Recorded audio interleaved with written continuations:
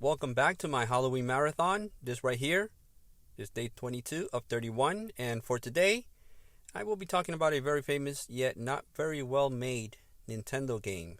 Ladies and gentlemen, this right here, Friday the 13th. Okay, wait a minute. Stop. Jason, stop. Just give me a few seconds to explain where I'm going with this video, okay? Just hold on. Okay, so let's get this out of the way first. This game here was not made by LJN. This game was developed by Atlus. Also, I'm just going to be making a small statement here that might shock some people out there. This game is not as bad as everybody makes it out to seem. That still doesn't take LJN off the hook. I mean, they published games and helped bring many into the market, knowing that some of the games that they were publishing were not very good at all. So like Night Creatures on the TurboGrafx 16, this game also had a lot of good potential. Some good ideas, but the execution was just off. Jason, settle down. Let me finish the video. So the game starts you off already on a handicap when they give you a rock for a weapon. A rock. Okay, they give you a freaking rock.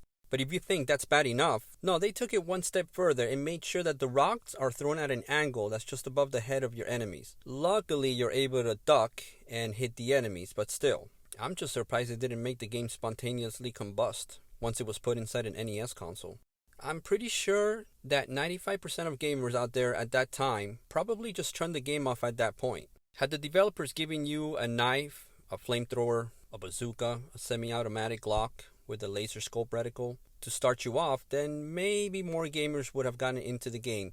Maybe they would have stuck around and give it a chance, maybe played it more. I mean, can you imagine starting Contra with a little knife or a rock as your weapon? I think I just made my point. Anyway, I digress. Now, the map is another part of the game that just gets in people's nerves when they play it, or they try playing it. The way your character moves versus the direction on the map, they don't always coincide with one another properly, and sometimes that leads to a little bit of confusion, because you might be going left when all of a sudden the map is showing you as right, and vice versa.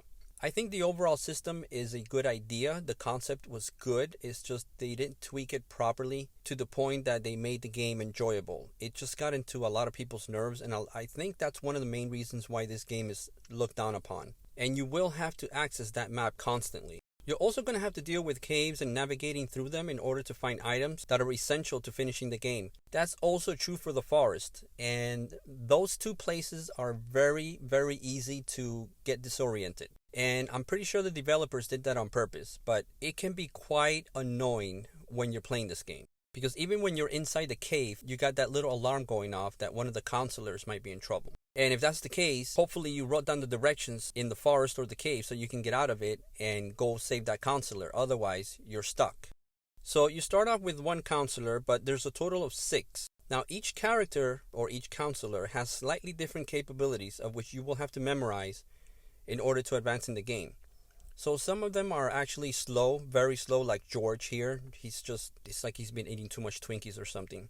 And you have other guys that are just fast. Same thing with the girls. Some of the girls are slow, and some of them are real fast and are able to jump high. Now, if you actually come up face to face with Jason in one of the cabins, at that point it feels like you're playing Punch-Out, because you have to be very, very quick on your reflexes and kind of get down his pattern to realize when he's going to punch you or not. If you are able to dodge enough of his hits and hit him enough times, he will go away. Well, and then there's the other possibility of running into him outside of the house or outside of the cabins. I could not get past Jason the few times that I did meet up face to face with him outside of the cabins. I actually had more luck with him inside the cabins. Now, there are a lot of weapons and items to get, as you can see here in the manuals, but guess what? Never mind all that, because you'll never see them.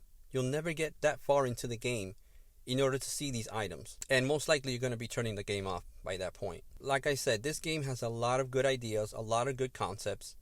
I like the whole traversing the area and having the map show your location, but had they tweaked that a little bit, I think this game could have been so much better and much more enjoyable for everybody that played it. As it stands right now, the way it is not a very good game, but it's not one of the worst on the NES.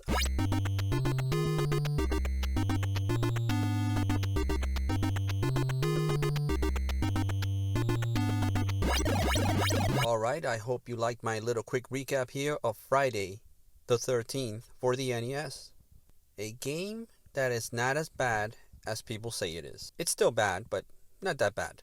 Now join me here for day number 23 tomorrow, when I will be talking about a game that's tied to a movie franchise that is very, very popular on the Xbox 360. So until then, do not trust anybody that wears a hockey mask.